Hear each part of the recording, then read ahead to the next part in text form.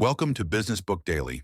Today I'm breaking down a book about why many leaders become bottlenecks without realizing it, and how asking better questions can build stronger, more capable teams. I'll cover the big idea, the practical business lesson, and 3 sharp insights you can use right away. Let's get into it. But first, a word from our sponsor. Want to grow revenue without adding fixed payroll? A lot of smart operators hire commission-only reps, experienced salespeople who get paid only when they produce results. If that sounds like a smarter way to scale, post your opportunity at commissiononly.com. Thousands of motivated reps are actively looking for performance-based roles right now. Commissiononly.com. Today's book is The Advice Trap by Bungay Stanier. Bungay Stanier is a leadership coach and author known for teaching managers how to lead with better questions instead of reflexive advice. His core argument is simple. Most leaders give advice too quickly, and that habit quietly weakens their teams. That's what makes this book useful. Giving advice feels productive. It feels like leadership. But over time, it creates dependence. People stop thinking as deeply for themselves because they know the answer will come from you. What looks like efficiency in the moment turns into a long-term drag on performance. One of the strongest ideas in the book is what he calls the advice monster. That's the voice in your head that jumps in to fix, suggest, and solve as soon as someone starts talking.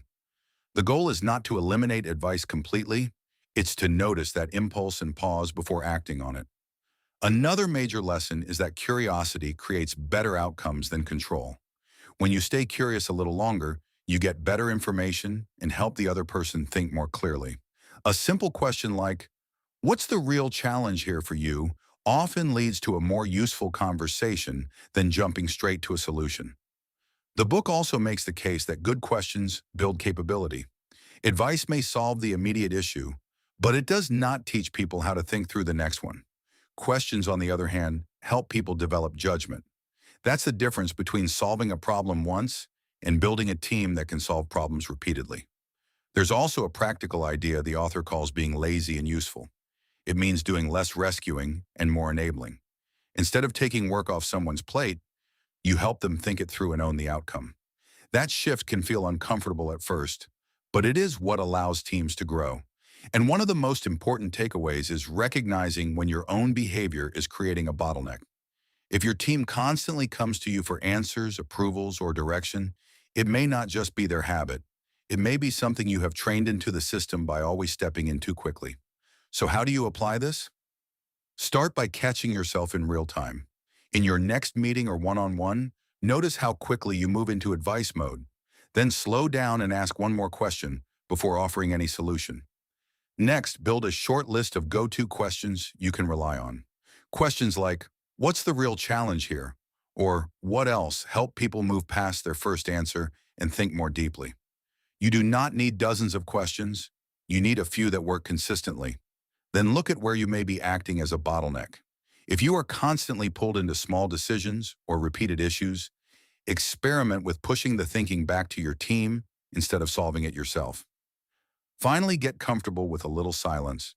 Not every pause needs to be filled.